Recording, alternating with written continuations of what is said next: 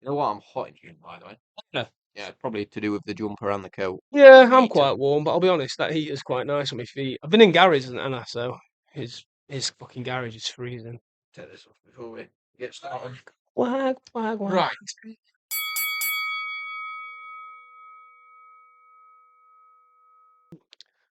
Hello, everybody. Welcome back to Boxing 365 for the latest episode of the next card in the day, which is the Ring's high stakes event in at the T-Mobile Arena in Las Vegas, and it's courtesy of TGB Promotions and Golden Boy Promotions.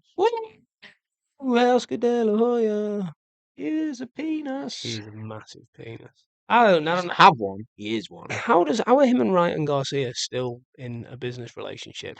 No clue. Considering his contract was up ages ago, and then it's like, I'm leaving you. And he's like, yeah, good. Do you want another fight? Yeah, buddy. And now they're friends again.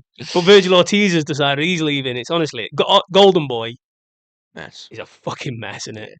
But we're not here to talk about Golden Boy. No, we're not. We're here to talk about the main event first of all, which is Barrios and Garcia. But before we do that, please make sure, if you haven't already, to subscribe, like the video, go back and watch some of the other videos, like those. Feel free to comment on Share our 'em. videos. Share 'em. Yep, share them. Yeah, let your kids know. Maybe your son, your dad, whoever. Your nan. And We have yeah, a really please make sure to follow us on TikTok, on Instagram. Let us know if there's anything that you'd like us to talk about. We don't just do next card in the deck, although we haven't done anything else recently. any ad hoc ones recently, really. We should do one about Skittles. No, we've been very busy with these and with the monthly rewind and with other things in our very busy lives. Las Vegas. Our day jobs. Yeah. Wives. Right, it's 2 minutes in, so I'm going to get shouted at. Again. We are here to talk about, first Ryan of all, Garcia. Barrios and Garcia for the WBC Welterweight title. Before we talk about technicalities and about how good or bad Ryan, good or isn't good, how good or bad, not so good Ryan Garcia is. This is another WBC world title where Mario Barrios is defending it against someone who doesn't deserve a shot.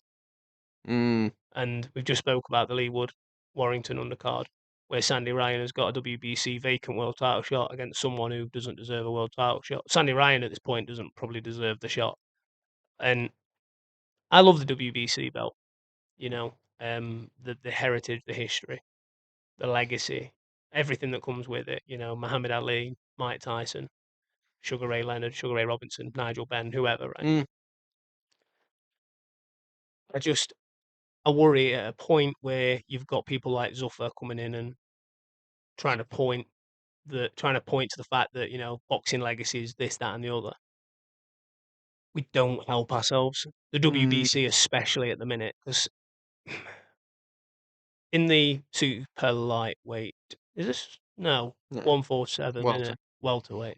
It's because we were talking earlier, there's 2 super lightweight fights, isn't there? 3. 2 world super lightweight fights. Sorry, everyone. You've got people in there that are contenders that have been working their arse off to get to this point to be at that 147. The last fight was Manny Pacquiao. Fine, you go, okay, he's allowed a voluntary. He's what it is, yeah. Ryan Garcia's coming off a loss, and it's like, oh, I know, but big name. And I get the business. So it's like, well, give Ryan Garcia a shot. Okay, fine. And then, to fucking round it off even more, they've gone, whoever wins this has got a mandatory. Brilliant! We're going to give the mandatory a shot. Who's the mandatory? Maurizio Sulaiman? It's Conor Benn, who hasn't fought at 147 in 3 years. Yeah. Mate. Yeah, it is a bit of a... It is, like you say, it feels like a business decision, a couple of these fights, rather than maybe who's earned it. But I don't really know, because Barrios is considered a bit of a weak champion and a sort of a... you know, he's a beatable champion. You like your chances against him. But he is the champion. He's earned that title. Problem is, then he's had a draw against. I think it was Abel Ramos. Yeah, Abel Ramos Jr. wasn't it? Yeah. then drew against Manny Pacquiao. Now he's looking like he's going to fight Ryan Garcia. And I mean, I don't really know. I'm not sure with this fight because I don't know what Ryan Garcia's got about him anymore. No, I Um, think he let his marbles run away, didn't he? yeah, I mean, 2 losses. Tank Davis, fair enough. Yeah. Um, the loss to Rolly Romero looked like a tough fight. Did he break his hand or something in that fight? There was something about his. There was an excuse. Yeah, there was an excuse. But then also, obviously, the whole drug scandal and cheating against Devin Haney. The drinking on the weigh-in day Yeah, and all that stuff. It's like I yeah, don't really know what to expect from him in this fight because I yeah, felt like with the Rolly Romero fight, he took it seriously and he just got beat, yeah. and that's fine. I don't know whether this fight isn't. I would suggest this is an easier fight in some ways, and I think feel like it's winnable for him. But I also thought the Rolly Romero fight was winnable, and it wasn't. So Rolly Romero. The thing is, Rolly Romero and Barrios, I think, are similar levels in regards that neither of them are considered elite no, world champions. They're like you said, they're considered beatable at yeah, that weight class. Um, Ryan had all the potential in the world when he was coming through. He was perceived as the new Oscar De La Hoya. He was this superstar, mm, rapid hands, and and honestly, I've never seen hands like it. When he's absolutely flying, he's got fast hands. Damn, you can't. This kid, like he is, and he's got power. yeah, He's got power. He's got speed. He's a good boxer. Is he the best technically? No, not quite. He's not a Shakur Stevenson, but he's good, yeah, yeah, and he has the ability to be a multi-weight world champion. And I just, he said many years ago now that he was fed up with the social media. He was fed up with this. He was fed up with that. And I'm paraphrasing here, obviously, because I've not got them in front of me. But he didn't want to be a boxer anymore. He's fed up with it. He fell out of love with it. yeah. He's then had some troubles personally with the look of it. Now, I'm not there to speak on that behalf, but I just think, like you said, is that what's left? Yeah, I don't really know what Not to necessarily what's expect from left, him. but what's there. Yeah, it's more of a I don't know what to expect when he comes to the ring. I don't really Yeah, know how he's going to treat it or whatever.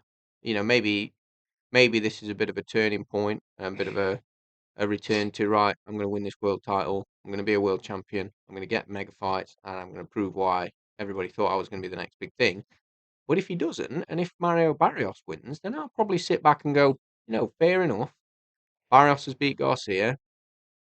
I think probably proves and goes, look, yeah, I get in close fights. Yeah, people yeah, don't think I'm the elite. I'm the elite, but Yeah, I'm still good enough to be a world champion because I'm beating these contenders. yeah.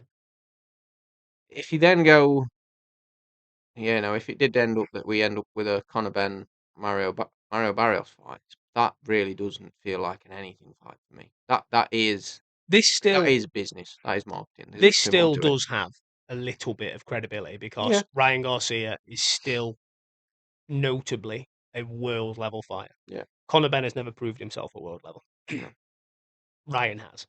Um, the thing for me with this is I just feel like we're waiting for that fairy tale with Ryan Garcia. mm, Everyone knew what he had. Everyone knew this potential. Everyone knew that there was this potential superstar that's going to break out, and it's never quite happened. no, Javante Davis, he probably took a bad deal. There was rehydration clauses and stuff like that, I know that didn't help. But he took that deal. He yeah, signed it and he quit. mm, And again, if you punch me in the body, guess what? I'm going to and quit. quit. Yeah, yeah, But I'm not a professional athlete. yeah, I'm not a boxer. I have not signed that paperwork. He quit. He came back, and everyone went, okay, fair enough. And then we've had the fuckload of palaver that's come with it, the yeah, drama. The Rolly Romero, like you said, he looked like he was taking it seriously. His head was in the game, everything, blah, blah, blah. He looked like he'd got his head straight. Lost again. Where you go? Okay.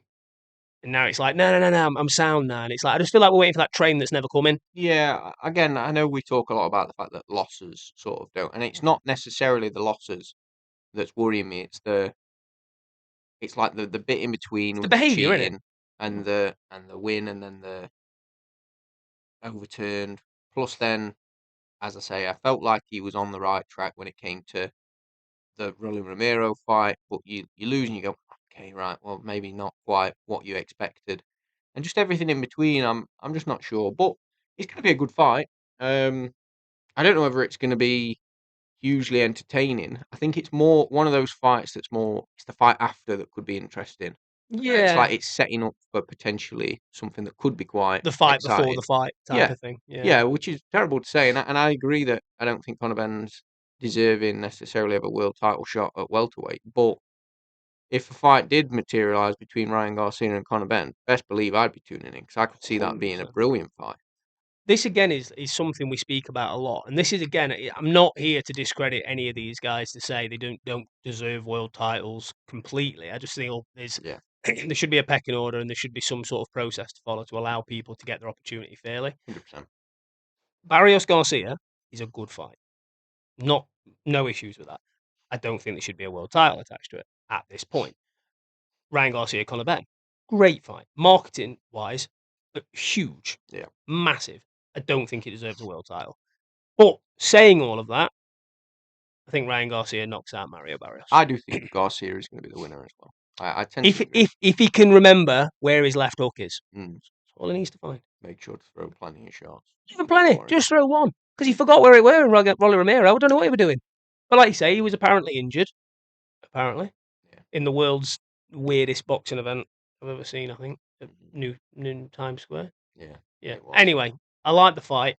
Once again, my world title run is over. Perfect. In that case, we'll move past. We both think that Ryan Garcia is probably going to win, and we will move on from That's there. it. Yep. What's next? Our first world super lightweight title of the evening: Richardson Hitchins, Oscar Duarte. Yep. For the IBF World Super Lightweight title. This, by the way, is the perfect world title in regards, not the level by any stretch or anything like that.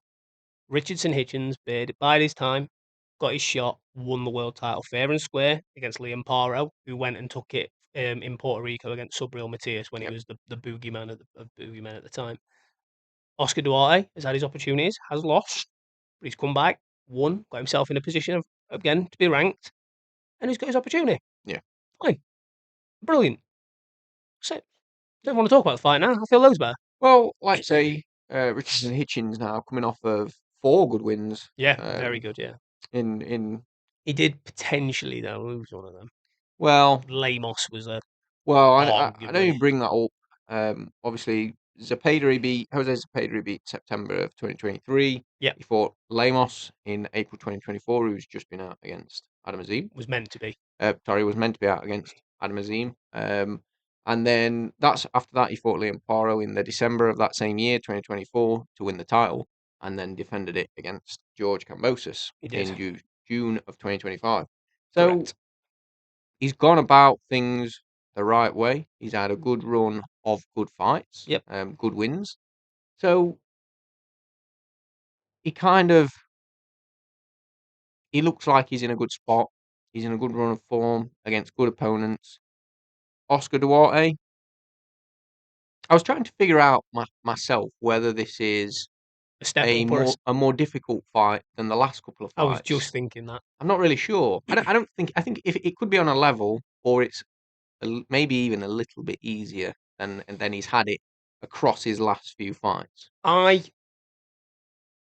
I would say that Duarte is a more difficult opponent than Kambosos, because I've never rated Kambosos that highly. But I would say he's an easier opponent than someone like a Liam Paro. Yeah. I would say he's probably on par with like a Gustavo Lemos. I think he's that type of level, sort of a Jose Zepeda. And look, Duarte's a good fighter. Yeah. He was stopped. He's been stopped Once, previously by Ryan Garcia. Yep. That was down at super lightweight. Yeah, it's interesting. It's an interesting one because once again, you can only beat who's in front of you, can't you? And people have spoke about that with Nick Ball, for example, this weekend just gone. He does have a good win over Jojo Diaz as well. Yeah. Oscar Duarte. Yeah. A little while ago now, April 2024. But, 4 good opponents. Duarte's good. He is good. For me, Duarte is perfect for Richardson Hitchins. Yeah. It does feel that way, I think, doesn't it? He's come forward. He's pretty one-dimensional, not particularly quick. He has got some power. Yeah. His numbers obviously speak volumes for that. But Hitchins is going to not be in his way, is he? He's going to Hitchins be is good. a little bit Shakur-esque. Yeah. I'm going to hit you when you're not going to hit me. And Hitchins has kind of got a bit of Devon Haney and a bit of Shakur. He's very, very good with regards to movement. He's always just out of range. Yeah. Got a really solid jab. Really good jab. I don't expect that Hitchins is going to trouble Duarte from a power point of view. I don't think Duarte is going to struggle put any real dent into Hitchins because I don't think he'll be able to cleanly land. I don't think I don't think that's going to be an option really. You never know as well. I know Hitchins' record doesn't necessarily isn't full of knockouts, but timing and over 12 rounds, catch him coming in, catch him coming in, get him a bit tired, whatever it may be. It happens. Frustrated. Can't see it myself, but I do just think again this is a weird one where it's a good fight. I feel like in my mind I've decided who's going to win this one already. I'm fairly certain it'll be Richardson Hitchins. I'm 70-30, I think. Oh yeah, I'm more. Maybe more than that. I'm like 90-10. Really? I don't. Do you know when you put a fight together in your head, and obviously I know it doesn't always go the way you think it is. It's part of the sport, but you put a fight together in your head and you go, right, okay, this is how we know this guy's going to fight. We know this guy's going to fight. Okay, let's try and role play the ideas in your head of how one guy beats the other. Other than fatigue, poor camp, whatever, that means Richardson Hitchins has to stand and trade with Oscar Duarte. Yeah. I do not see any way of Oscar Duarte being able to land on Richardson Hitchins. There's a lot that's got to go right for Oscar Duarte, and a lot that's got to go wrong for Richardson Hitchins for it to be Oscar Duarte's night. 100%. And I think the opposite can be said. There's not a lot that there's a lot that Richardson Hitchins does consistently. Yeah, 100%. That he's not going to realistically going to have much trouble doing against someone like Oscar Duarte. In my opinion, obviously, it's possible that that's not going to be the case. But for me, I feel like Richardson Hitchins, this is another potential fight before the fight for me, because he's mentioned Dalton Smith's name. In unifications, and you've also got another fight on the card. Another fight on the card as well, and I feel like he'll win this, and they'll try and make one of those fights as soon as possible. 100%. I know I'm not always as up to date necessarily on the landscape for what's happening, whether things have been ordered, whether there's mandatories, rematches, whatever. But as soon as they can make a fight with someone like Dalton Smith for a unification, or somebody like Antuanne Russell further down the card, I think it'll happen. Yeah, Dalton's got he has got a mandatory. Just on that, he's got which is weird because he was the mandatory. So mandatories that win the mandatory usually get the opportunity for a voluntary, but they've not mandated Alberto Puello. Yeah, which I'm okay. I didn't see that. Of course, which I'm okay with. It's a good fight, and to be honest, I don't think it's a particularly difficult fight. I think Dalton will be pretty confident going into that. But yeah, there's big unifications, and the next fight, which we're going to discuss, I think will be a really good opportunity in regards to Hitchins' next opponent. Yeah, this is our next World Super Lightweight title, the WBA World Super Lightweight title. Gary Antuanne Russell and Andy Hiraoka. It's nice to see that Gary Antuanne Russell is remembered he's a boxer. I'm going to need more from you than that. He's just never very active. Yeah, that's all. There wasn't like any sort of cryptic message. Fair enough. Do you want me to upset people really early? Go on. I think he loses. Yeah. Yeah. Is that because you rate Hiraoka highly, or because you No, I rate Antuanne Russell is very good. Very good. The whole Russell family, notoriously very good. We've got multiple world champions throughout the family. I just think people are sleeping on Hiraoka. I think you look at his record, you look at where he's been, who he's beat this early as well. I think he's only 11-0. 11-0, 12-0, 24-0. Am I getting this wrong? Talk me through it. I'm getting fucking jet lag. He's 24 now. He's got 19 knockouts. He's a southpaw. What's that? They're both southpaw and southpaw. He's 5'11" to Russell's 5'10". Here's what I'm thinking about. Sorry, I don't know where I got that number from. It's the fact that he stopped Ismael Barroso, which was impressive for me. I can remember watching the fight. And he stopped his last 10 opponents. Yeah, not messing about, mate. No. Not messing about. He's 11-0. Again, there's something to be said for potentially the level of some of the opponents he's fought. He's a Japanese fighter who's fought quite a lot of his fights that side of the world. Yeah. But again, we've sort of talked about it. You can only fight what's in front of you, and stopping 10 opponents in a row. Good going really, and a couple of all right names within there. I do think, obviously, we've got a world title on the line, and not knowing enough about Hiraoka. Me neither, apparently. I don't really know what to expect from this, other than to say that Gary Antuanne Russell is obviously, like you say, from solid foundations, and also can hit. Both fighters got an element of power. You would suggest perhaps that Gary Antuanne Russell, because he's at the top of the level, world, yeah. you maybe take his power a bit more seriously. But both can hit. Both likely to go out there and trade, yeah. And try and exploit that power. So actually, I don't think this one will go the distance. Shall we talk about Thomas Frank losing his job at Spurs? Why would we talk about that? Because I've got all my numbers wrong. Nah. I haven't got much to say. Gary Antuanne Russell's a gimp. When did he last fight? Have I got that wrong as well? March 2025, I think, when he won his WBA title. Against woman. Don't tell me. Jose Valenzuela. Yeah. Yes. And then before that, he lost to Alberto Puello. Yes, split decision. That was. Don't worry, guys. Got my shit back that together. That was in June 2024. Oh. But I can't remember if he fought since March 2025. I don't think he has. Don't matter though, does it? It's a good fight. It's for a world title. We've got the man who's proven himself to come in and have his fight. He's earned his right. Both fighters have done it the right way. It's a very nice fight. And again, it's another, like we've been talking about, because there are super lightweight fights in this card. It's another fight where there's a title there for whoever comes out as the champion at this fight. As long as the rest of the stars line up, a unification in this division could be spot on. Easy enough to make as well. Dalton will fight anyone. Hitchins, I think, will fight anyone from looking at his record. They seem that way. Yeah. So yeah, it's going to be interesting. But I'd rather see Dalton fight Gary Antuanne Russell or Andy Hiraoka, become a unified champion, and then don't worry about Hitchins too much. Is it for the same reason as me? I think he'd beat Hitchins, but I feel like Hitchins is very, very clever. I would back Dalton to beat anybody on this planet. I'd back Dalton to beat Usyk, Tyson Fury, not fussed, right? But I know what you're saying. There are ways and means of favouring your fighter, and I think Hitchins is a horrible night's work for anybody. There's not many fighters out there because the problem is he's too smart, and I don't know why we're going back to Hitchins, but he's too smart to draw him into a fight, a bit like a Shakur. So you can't draw him into a firefight unnecessarily.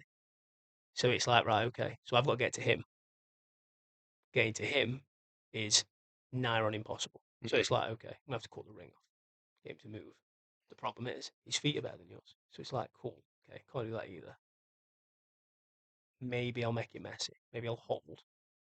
Maybe I'll land a couple of dirty shots. Maybe I'll land a few on the legs, a few on the arm. Maybe I'll, whatever. Try and slow him down. Can't do that. Why are you whispering to me? I don't know.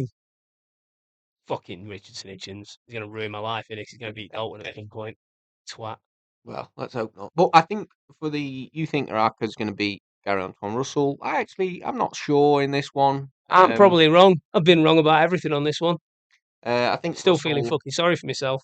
Russell's probably going to be my favourite going into it, but we'll see how it goes. Do you know who is the best super lightweight? Not in the world. Not Smith. Well, not in the world on this card. Frank Martin.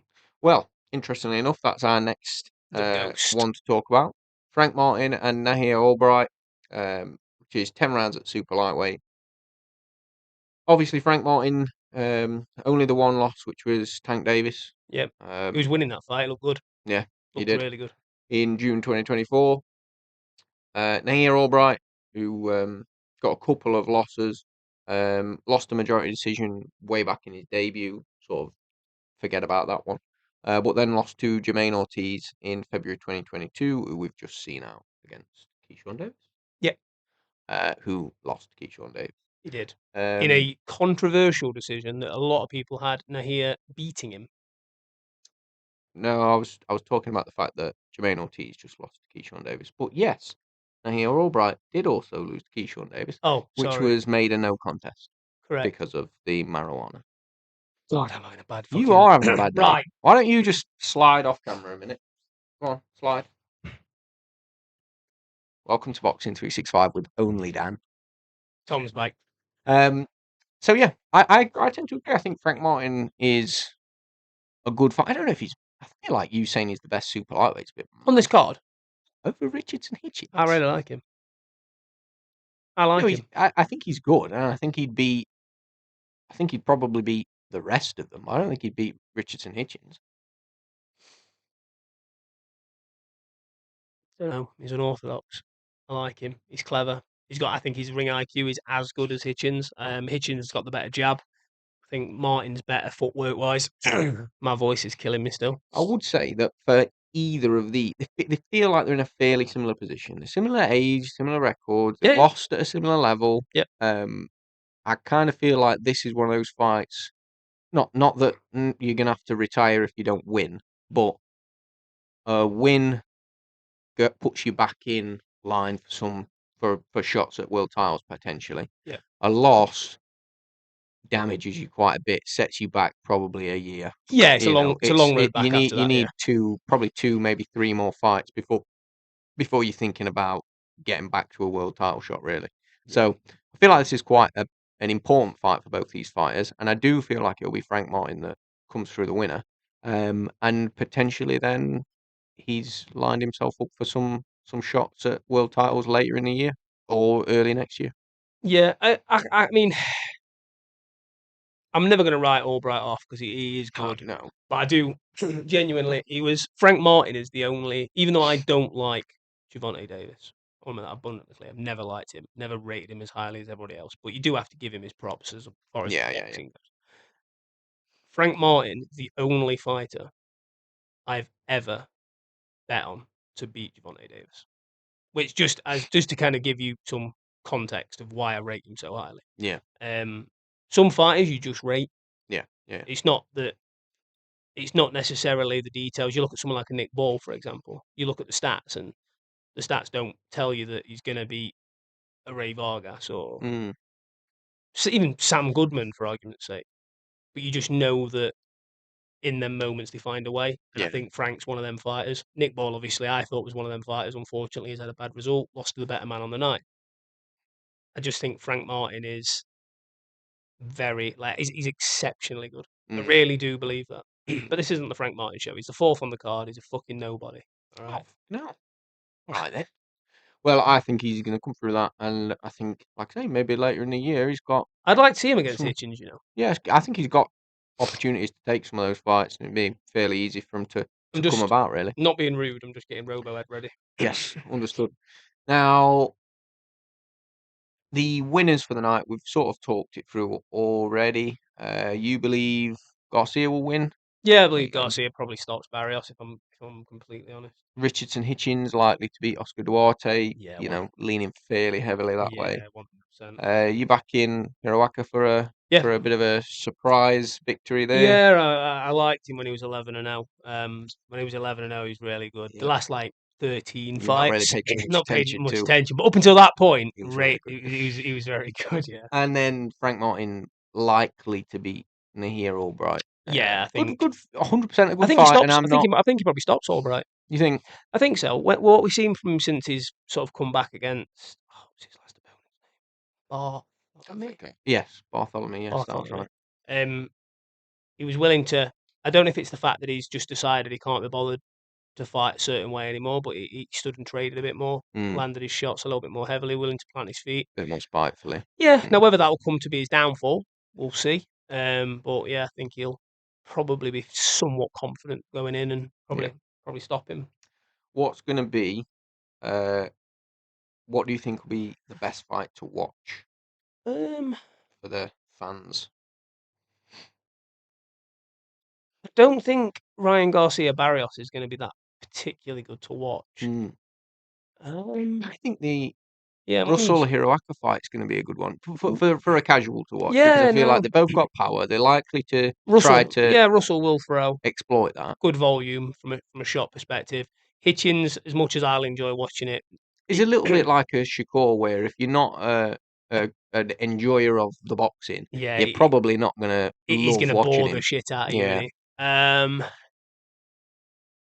Martin, and the problem is that Martin versus Albright isn't at a high enough level to be the fight of the night. Do you know what I mean? Like when you look at what I mean is when you look at the other three, Antuanne Russell Hiraoka, I think, has got a similar dynamic in regards to going to be a good fight, but that's at a higher level than them two at this minute.